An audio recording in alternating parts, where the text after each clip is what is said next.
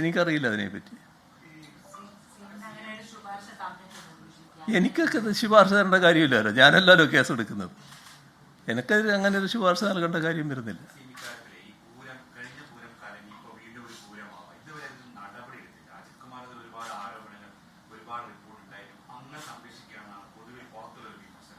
അല്ല, അതുമായി ബന്ധപ്പെട്ട് ആർക്കാണ് വീഴ്ച എന്നല്ലേ കാണേണ്ടത്.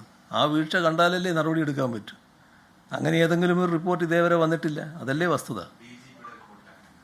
അതെ, അതുമായി ബന്ധപ്പെട്ട് റിപ്പോർട്ടുകൾ കൃത്യമായി വന്നാലുള്ള നടപടിയാണ് ഒരു പ്രശ്നം മാത്രമേ വരുന്നുള്ളൂ. അങ്ങനെ ഒരു റിപ്പോർട്ടില്ല.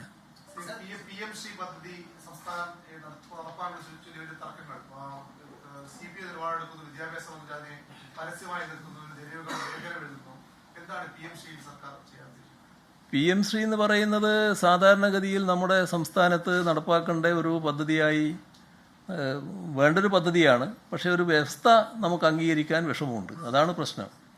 ആ വ്യവസ്ഥ എന്ന് പറയുന്നത് നമ്മുടെ രാജ്യത്താകെ നടപ്പാക്കുന്ന NEP, ന്യൂ എഡ്യൂക്കേഷൻ പോളിസി, അത് നടപ്പാക്കണം എന്ന് കേന്ദ്രം നിർബന്ധിക്കുകയാണ്. അത് നമുക്ക് നടപ്പാക്കാൻ സാധിക്കുന്ന കാര്യമല്ല. ആ കാര്യത്തിൽ തടസ്സങ്ങളുണ്ട്, അതാണ് പ്രശ്നം. ആ പ്രശ്നം ചർച്ച ചെയ്ത് പരിഹരിക്കേണ്ടതാണ്. ഇന്നിപ്പോൾ ഹൈക്കോടതി SFIO അന്വേഷണത്തിൽ അത് തൽക്കാലം വേണ്ടതില്ല, 2 മാസത്തേക്ക് സ്റ്റേ ചെയ്തുകൊണ്ടുള്ള ഒരു ഉത്തരവ് കേരള ഹൈക്കോടതിയുടെ ഭാഗത്ത് നിന്ന് വന്നിട്ടുണ്ട്. താങ്കളുടെ മകൾ കൂടി ആ കുറ്റപത്രത്തിൽ ഉള്ളതാണ്.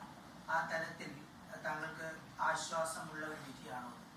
നിങ്ങളുണ്ടല്ലോ ഈ അസംബന്ധം ഇങ്ങനെ പറഞ്ഞുകൊണ്ട് എഴുന്നള്ളിച്ചുകൊണ്ടിരിക്കുന്ന ഒരാളാണ് കേട്ടോ. അതിനു വേണ്ടി അധികം സമയം കളയണ്ട. എനിക്കിഷ്ടം വേണ്ടേ വേണ്ടത്, ഇപ്പൊ ഇഷ്ടമല്ലേ വേണ്ടത്. വെറും ഇത്തരമൊരു കാര്യം പറയാൻ വേണ്ടി മാത്രമായിട്ട് അവസരം എടുക്കരുത് കേട്ടോ. അത് അസംബന്ധമായതുകൊണ്ട് തന്നെ, അസംബന്ധത്തിന്റെ ശീലക്കാരനാണല്ലോ നിങ്ങൾ. അതുകൊണ്ട് തന്നെ അതെ അതെ അതെ ആ ശീലം കൊണ്ടൊരു പത്രപ്രവർത്തകനായിട്ടിരിക്കരുതെന്നാണ് ഞാൻ പറയുന്നത്. അത്തരമൊരു ശീലവും കൊണ്ട് പത്രപ്രവർത്തകനായിട്ടിരിക്കരുത്. അത് മനസ്സിലാക്കാൻ ആദ്യം തയ്യാറാകണം കേട്ടോ.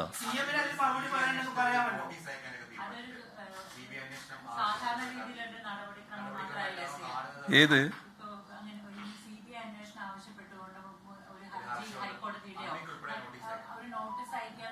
എല്ലാ കോടതിയുടെ മുന്നിൽ വരുന്ന കാര്യങ്ങളിൽ കോടതി നിലപാടുകൾ എടുക്കുമല്ലോ. ആ നിലപാടുകൾ എടുക്കുന്നതിൽ എന്താ പ്രശ്നം? നമ്മൾ ഏതെല്ലാം കോടതികളുടെ നിലപാടുകൾ നേരിട്ടിരിക്കുന്നു, അത് സ്വാഭാവികമായിട്ട് വരുന്ന കാര്യമല്ലേ. അത് വരട്ടെ.